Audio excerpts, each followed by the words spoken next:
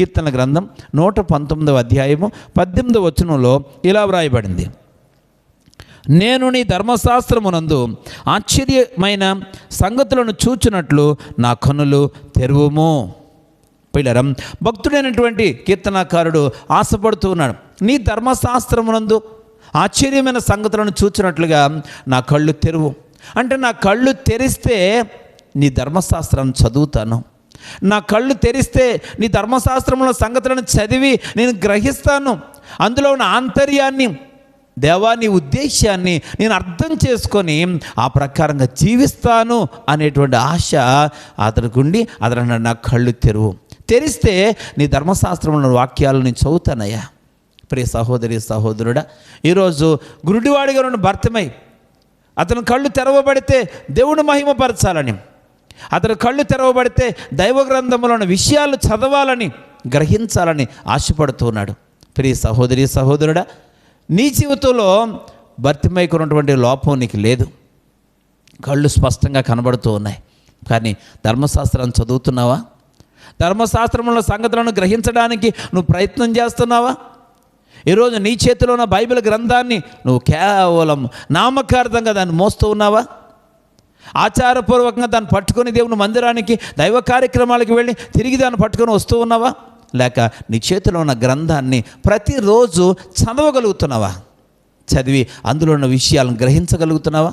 ఇక్కడ భక్తుడు ప్రార్థన చేస్తూ ఉన్నాడు, దేవా నా కళ్ళు తెరిస్తే నీ ధర్మశాస్త్రంలో ఉన్న ఆశ్చర్యమైన సంగతులను నేను చూస్తానయ్యా, నేను చూస్తాను, చదువుతానయ్యా. పిల్లారా, ఈరోజు మనకు ఉండాల్సిన ఆశ. రెండవదిగా మనం గమనించినట్లయితే లూకాసు వార్త 18వ అధ్యాయం 43వ వచనంలో భర్తిమై ఏం చేశాడు? వెంటనే వాడు చూపు పొంది దేవుని మహిమపరచుచు ఆయనను వెంబడించెను. ప్రజలందరూ అది చూచి దేవుని స్తోత్రము చేసిరి. ఇక్కడ వెంటనే అతడు చూపు పొందిన తర్వాత, పిల్లల అతడు కళ్ళు తెరవబడిన తర్వాత దేవుని మహిమపరచుచు ఆయన వెంబడించాడు. దేవుని మహిమపరుస్తూ ఆయన వెంబడించాడు. పిల్లల ప్రజలందరూ అతడు గురుడివాడిగా ఉన్నాడు అది చూశారు. తర్వాత ఇప్పుడు చూపు పొందాడు ఇది చూశారు. చూపు పొందిన తర్వాత అతడు దేవుణ్ణి పిల్లల అక్కడ మహిమపరచుచు యేసును వెంబడిస్తూ ఉన్నాడు. దేవాతి దేవుని వెంబడిస్తూ ఉన్నాడు. అది చూచి అనేక మంది దేవుని స్తుతించారు. ప్రియ సహోదరి సహోదరుడా, నువ్వు మేలు పొందావు, నువ్వు దేవుని స్తుతించి విడిచిపెడతా ఉన్నావు. కానీ నువ్వు ఎవరి ద్వారా అయితే మేలు పొందావో ఆ దేవుణ్ణి మహిమపరుస్తూ నువ్వు వెంబడిస్తూ ఉంటే నిన్ను చూచి ప్రజలందరూ దేవుణ్ణి మహిమపరుస్తారు. నీ కార్యాన్ని చూడగానే దేవుడు అద్భుతం చేశాడంట అని ఆలోచించి ఆ మాటని విడిచిపెడతారు. నీవు కూడా అలా విడిచిపెడితే అది ఎంత మాత్రం ప్రయోజనం కాదు. పిల్లరా, నీవు ఎప్పుడైతే స్వస్థత పొందిన తర్వాత దేవుణ్ణి మహిమపరుస్తూ ఆయన వెంబడిస్తూ ఉన్నప్పుడు నువ్వు వెంబడిస్తున్నంత కాలం నువ్వు సాక్షిగా బ్రతుకుతావు. నీ సాక్ష్యం చెప్పిన ప్రతిసారి ఆ విన్నటువంటి ప్రజలు దేవుని స్తుతిస్తూ ఉంటారు. ఇది పరోక్షంగా దేవుని కొరకైనటువంటి సాక్ష్యం. నీ దేవుని కొరకైన సువార్తను ప్రకటిస్తూ ఉన్నావు. ప్రియ సహోదరి సహోదరుడా, నీ ఒక్కసారి దేవుడి ద్వారా మేలు పొందిన తర్వాత ఆయన్ని మహిమపరుస్తూ నువ్వు ఆయన్ని వెంబడించాలి. ఆయన్ని వెంబడిస్తూ నీ జీవితంలో చేసిన కార్యాన్ని సాక్ష్యంలో తెలియచేయాలి, అనేక ప్రజల ముందు ఉంచాలి. అప్పుడు నీ సాక్ష్యాన్ని వినిన వారందరూ కూడా దేవుణ్ణి మహిమపరుస్తారు, దేవునికి స్తోత్రాలు చెప్తారు. ఎందుకంటే నువ్వు కార్యం పొందినప్పుడు కొంతమందే చూశారు. నువ్వు కార్యం పొందిన కాలంలో కొంతమందే ఉన్నారు, కానీ ఆ తర్వాత కాలంలో పిల్లరా అనేక మంది నూతనమైన వ్యక్తులు వస్తూ ఉంటారు. వారికి నువ్వు కార్యం పొందిన సంగతి తెలియదు కదా. కనుక నీవు జీవించినంత కాలం ఆయన వెంబడించాలి. వెంబడిస్తున్నంత కాలం నీ జీవితంలో దేవుడు చేసిన ఈ అమోఘమైన అద్భుతమైన కార్యాన్ని గురించి ఇతరులకు సాక్ష్యాన్ని తెలియచేయాలి. అప్పుడు వినిన వారందరూ కూడా యేసుక్రీస్తు యొక్క గొప్పతనాన్ని తెలుసుకొని ఆయనకు మహిమను చెల్లిస్తూ ఉంటారు. కనుక ఆ సాక్షిగా ఉండడానికి కదా బ్రతికి ఉన్నావు. దేవుడు బ్రతికించాడు. దేవుడు నీ జీవితంలో అద్భుతం చేశాడు, ఆశ్చర్యమైన కార్యం చేశాడు. నువ్వు సాక్ష్యం చెప్పావు, ఇదిగో నా జీవితంలో దేవుడు ఎంత గొప్ప కార్యం చేశాడో. ఆయన చేసిన కార్యం బట్టి నేను బ్రతికున్నానంటే కారణం దేవుడే అని కొన్ని దినాలు సాక్ష్యం చెప్పి మౌనమైపోయావా? ఈరోజు నీ జీవితంలో అసాధ్యమైన దాన్ని సాధ్యం చేసిన దేవుని కోసం కొన్ని రోజులు మాట్లాడి మౌనం అయిపోయావా? ఒక కృతజ్ఞతాకూటం ఏర్పాటు చేసి మౌనం అయిపోయావా? ప్రియ సహోదరి సహోదరుడా, ఇప్పుడు నువ్వేం చేయలేకపోతున్నావా? చేయాల్సిందల్లా చేసేసాను, చెప్పాల్సిందల్లా చెప్పేశాను, చెల్లించాల్సిన మహిమ చెల్లించేశానని నిర్లక్ష్యంగా ఊరుకుంటున్నావేమో. జీవితాంతకాలం యేసును వెంబడించు. దేవుణ్ణి వెంబడించడానికి దేవుడు మాట్లాడుతూ ఉన్నాడు. ఆయన నీతో మాట్లాడేది ఏంటంటే, దేవుడిని వెంబడించు. బ్రతికున్నంతకాలం, జీవించినంతకాలం, నువ్వు సజీవుడిగా ఉన్నంతకాలం దేవుడిని వెంబడించాలి. వెంబడిస్తూ ఆయన నామమును మహిమపరచాలని ప్రభువు పేరట దేవుని సేవకునిగా తెలియచేస్తూ ఉన్నాను. ప్రియ సహోదరి సహోదరుడా, ఎన్ని కార్యాలు నీ జీవితంలో చేశాడు ఆయన. నీ కోసం ఎన్ని గొప్ప కార్యాలు చేశాడు, ఎన్ని అద్భుతమైన కార్యాలు చేశాడు, ఎన్ని కార్యాల ద్వారా దేవుడిని కుటుంబ పరిస్థితులను మార్చాడు. దేవుడు నీ కుటుంబంలో ప్రతి వ్యక్తి విషయంలో కూడా దేవుడు కార్యం చేశాడు. నీ భార్య విషయంలో, నీ భర్త విషయంలో, నీ తల్లిదండ్రుల విషయంలో, నీ కన్న బిడ్డల విషయంలో.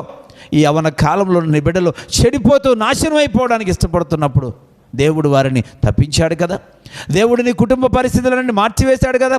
ఎందుకు వచ్చిన జీవితం అని చెప్పి చనిపోవాలనుకున్నప్పుడు దేవుడు తిరిగి మరలా నూతన జీవితాలను మీకు ఇచ్చాడు కదా. అటువంటి కార్యాలు చేసిన దేవుణ్ణి ఇప్పుడు ప్రస్తుతం వెంబడిస్తున్నావా? దేవుని యొక్క సంఘములో మౌనంగా ఉండి ప్రభువుని ఆరాధిస్తూ ఉన్నావా? గతించిన కాలం మర్చిపోతూ ఉన్నావు. గతించిన దినాల్లో కలిగిన కష్టాలను మర్చిపోతూ ఉన్నావు.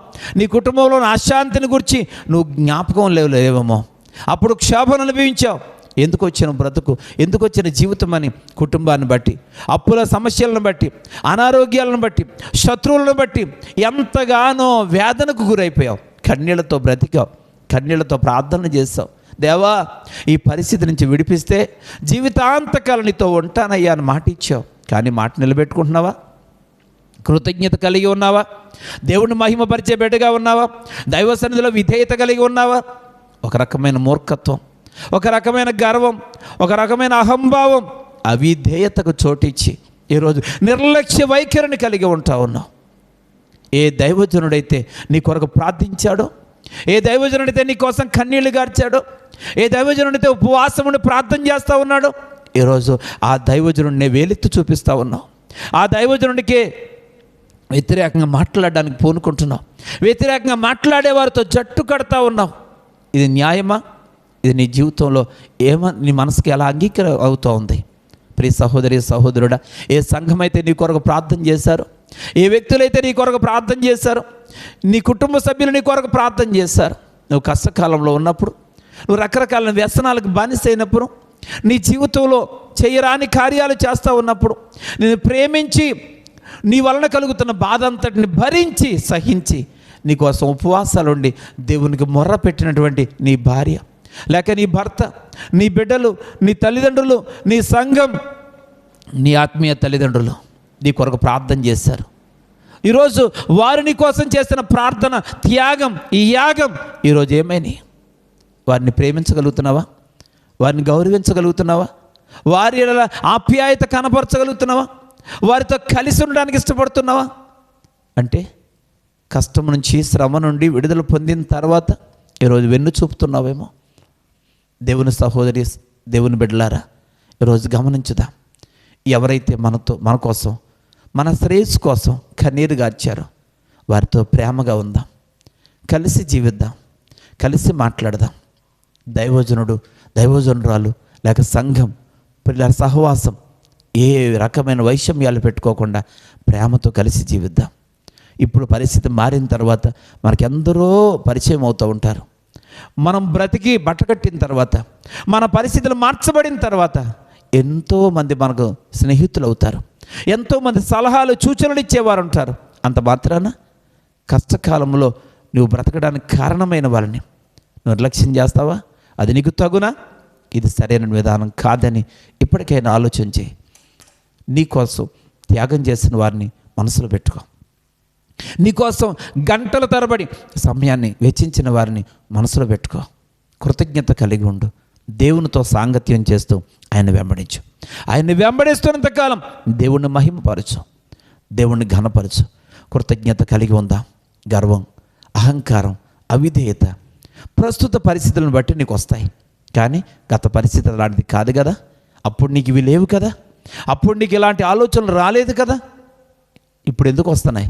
అంటే ఇది సైతాన్ కార్యం కావచ్చు, లేకుండా నీ స్థితి వైపు చూసి నీ యొక్క హృదయాంతరంలో అతిశయం కావచ్చు. ఇది కాదు కావలసింది. భర్తిమేయును గుడ్డివాడు తన జీవితాంతకాలం దేవునిని మహిమపరుస్తూ ఆయన్ను వెంబడిస్తూ ఉన్నాడు.